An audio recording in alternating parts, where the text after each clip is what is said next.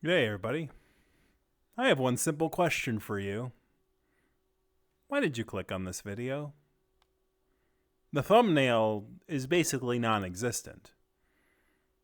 It's just a black background with 3 bits of information. A date, a title, and a signature. A when, a who, and a what. And that's it. There's no big fancy explosions or line charts going down with everything on fire. There's no weird, strange emotes of happiness and giddiness or joy or anticipation or building up emotions in you. It's not tailored to make you emote or make you feel like you need to click on this because it invokes a sense of curiosity.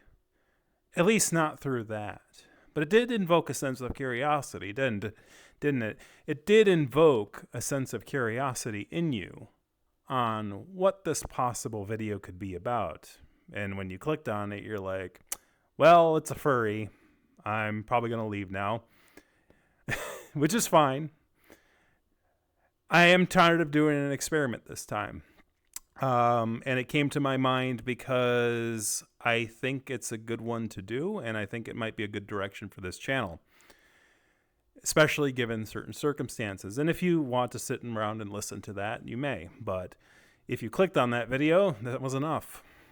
I'm pretty sure that if what I think is true, it'll be evident that this sort of thing would invoke a sense of curiosity. In other words, I'm kind of experimenting with the thumbnail. But in a way, YouTube kind of encourages you to do that. There are thousands and thousands of hours of videos on how to make the perfect thumbnail, how to toil and to carve and to design a thing that makes the perfect thumbnail that will invoke curiosity. It needs to be loud. It needs to be expressive. It needs to have pizzazz. And mine didn't, and here you are. Because we've gone too far. And for those of you new to the channel, my name's Tantra McNally. I do furry news usually, but I think this news does impact furries because furries are a creative lot.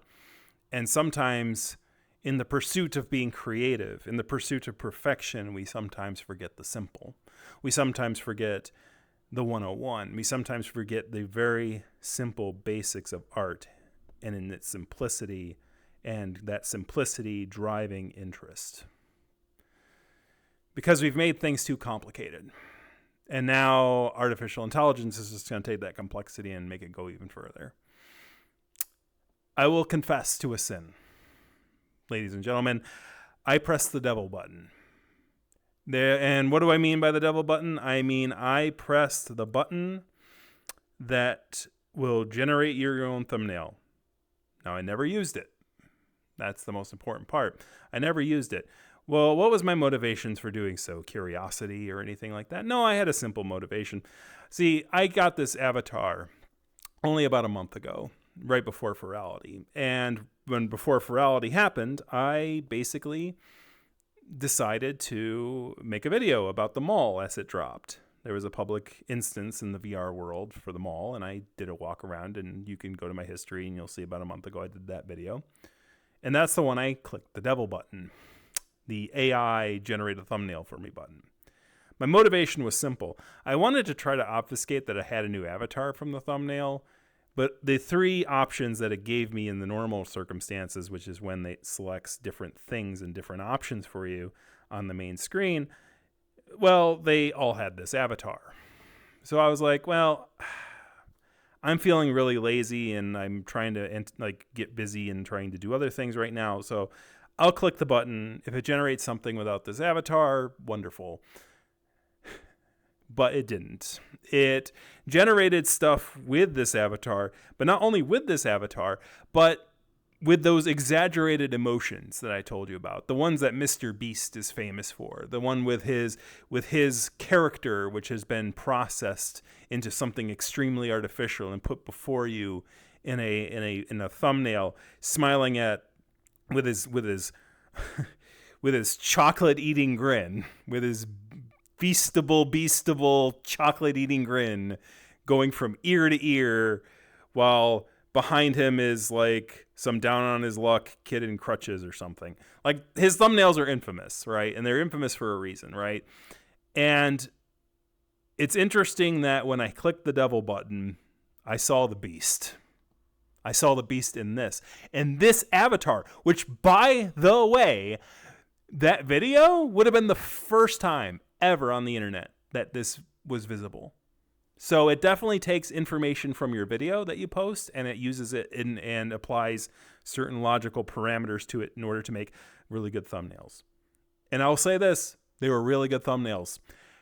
It was the devil button for a reason, because my gosh, the temptation.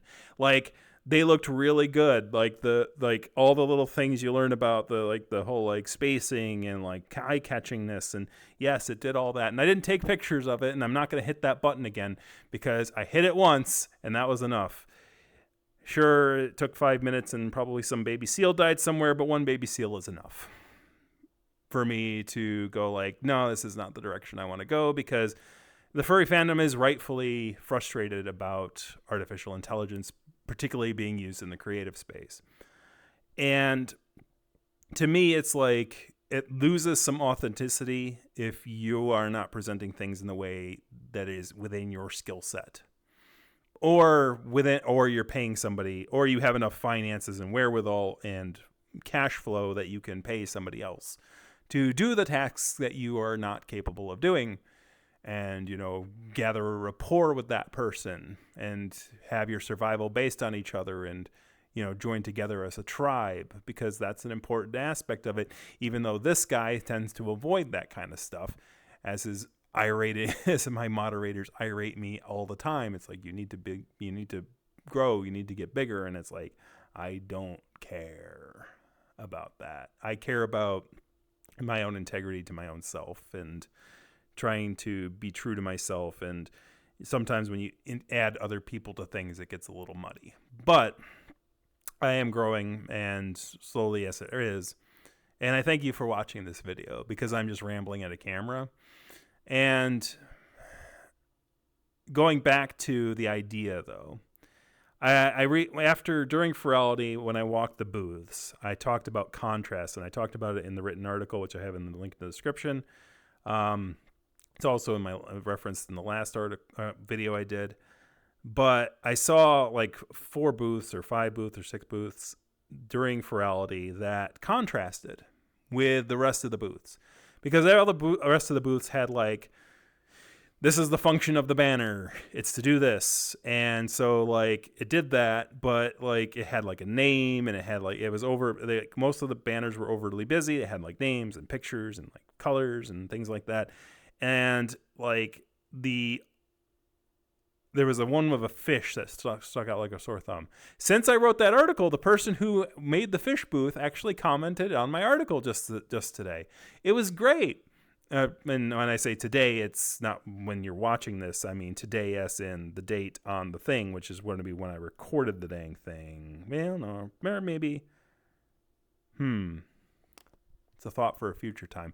But, when I recorded this, it was that day. And basically, like, he told me, it's like, no, I was being silly. I wasn't really tied with Furality directly. And I was like, oh, well, that's interesting. And so, like, they did say that they were inspired by the same thing that other booth people were inspired by, which was the 2006 simple, like, logo-based advertisement.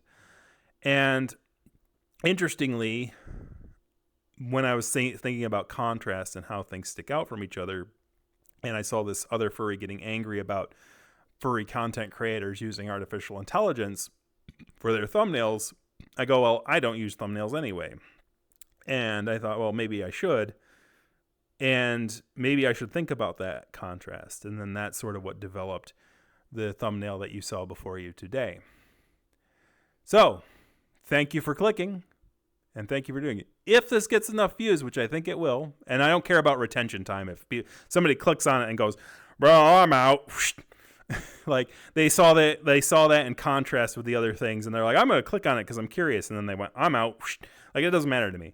Like, as long as I clicked on it and the view count goes up because, a person watched it for a little bit, like, it'll prove to me that this is the way to do. Because there's two possible futures right now.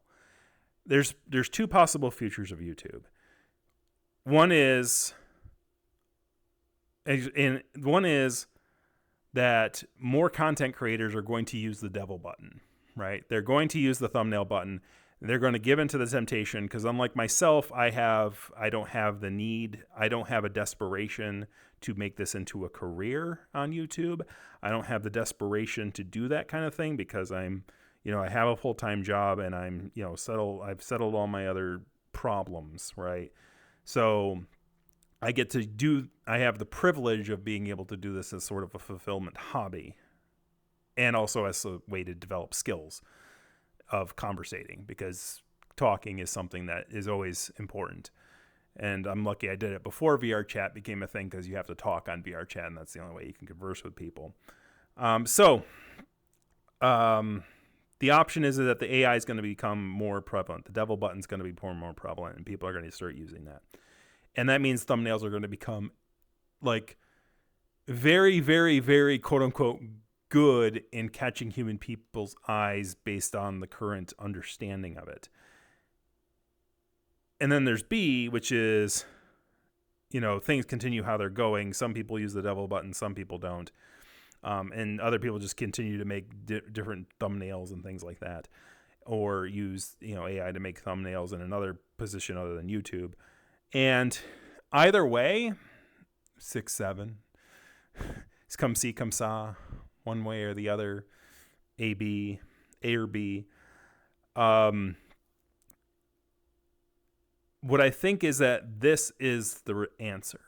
The thumbnail that I used for this video is the answer, because when you're surrounded by loud people using emotion and things like that, a simple video that is simply what a thumbnail should be, because honestly, it's what a thumbnail should be.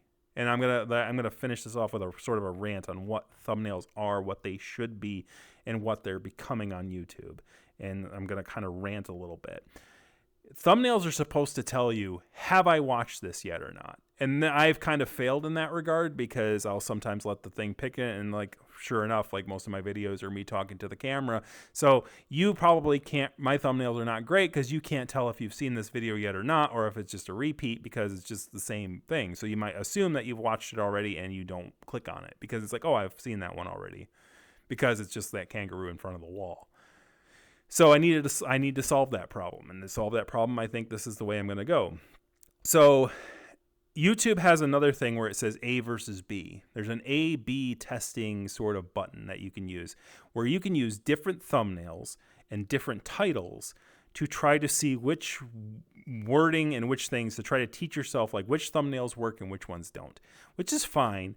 But it's not very nice to the user, because it's I've seen this happen a few times with a few content creators that I really like otherwise, where they will use that tool and it's like, I saw that title change. I know that title changed. I know the thumbnail changed, but I know it's the same video because I know about the red bar at the bottom. But another user might not, and they might get really agitated that the person keeps changing information on them.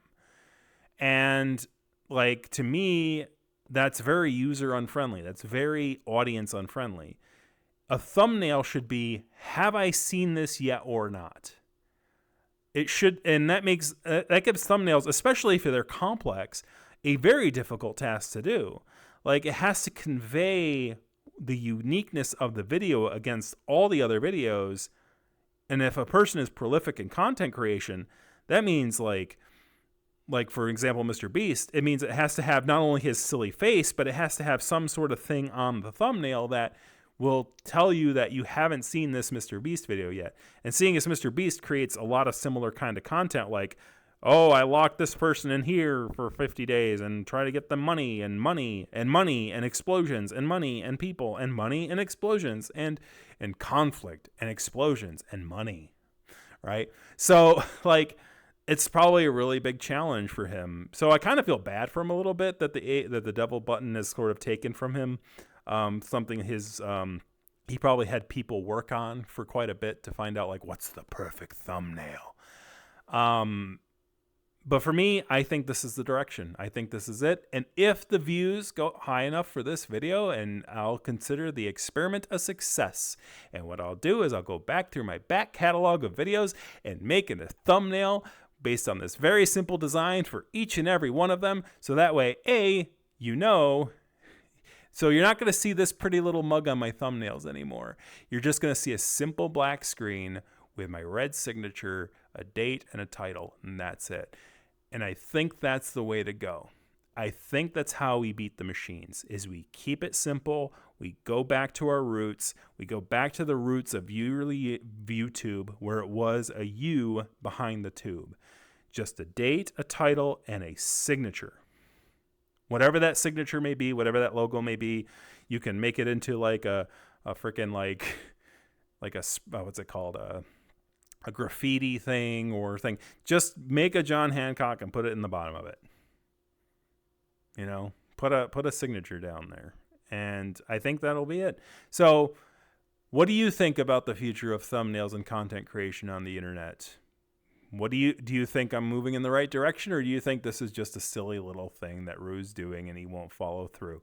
Anyways, thank you very much for watching. Kick that like, kick the subscribe, kick the comment in the comment section, because algorithms, you know, the only way, to me personally, and I'll just go away while I'm saying this, the only way I don't think this will work is if there's an incestuous relationship between the algorithm and the AI, right? The AI creates a thumbnail based upon what the algorithm and the people like, but the people like things that are given to them by the algorithm, and the algorithm likes this style. So like the AI, basically it's not going to pick a thumbnail, or it's not going to recommend a thumbnail like mine, because it's not following the algorithm, which is not following the AI, right? So if it's a machine incestuous relationship, it might not work. But we'll see. We'll see if humanity actually still is tied to the platform. Have a good one, everyone.